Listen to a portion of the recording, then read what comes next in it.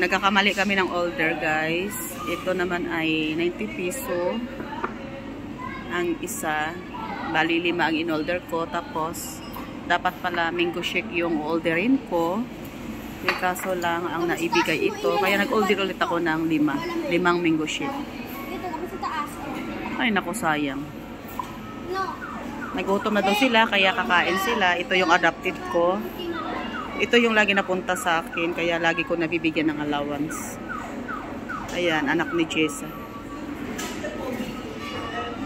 Ang aking mabait na papamangkin na lagi tumutulong kay Mama Mita.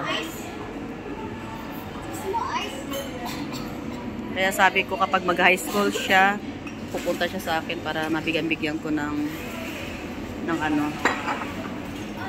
baon ba.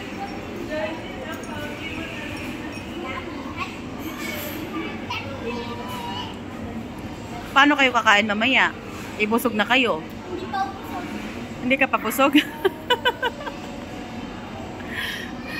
Ito yung anak kong tamad. Pagpalabihin mo ng pante, ang daming dahilan. Minsan natutulog na lang ng pusa. Ito din wala tong ginagawa. Ito. Walang ginagawa. Ito ang taga-map, oh. Ayan. Hoy kayo ha, tumulong kayo sa bahay. Wala kayong katulong. Intindihan nyo pa mga anak. Pero si Ate Jessie nagwawalis yan sa bahay. Ito talaga wala, oh. Kasi matalino daw siya. Kaya wala siyang ginagawa kasi matalino siya. Hoy, kahit matalino ka anak, tumutulong ka pa rin. Ha? Hindi ko. Kahit matalino ka daw, pagpapulong ka. Kahit matalino ka, hindi ka mautusan. Mautusan niya ako eh. Pagdating sa trabaho, huwag pa lang araw may trabaho ka na, wala sa talino yan. Ikaw nga sa bahay lang. Kahit sa bahay ako, pinagluto naman kita. Naglinis din yan, isa kapag tumutok sa'yo. Naglilinis yan si Mama. Nilalaban ko yung bread mo.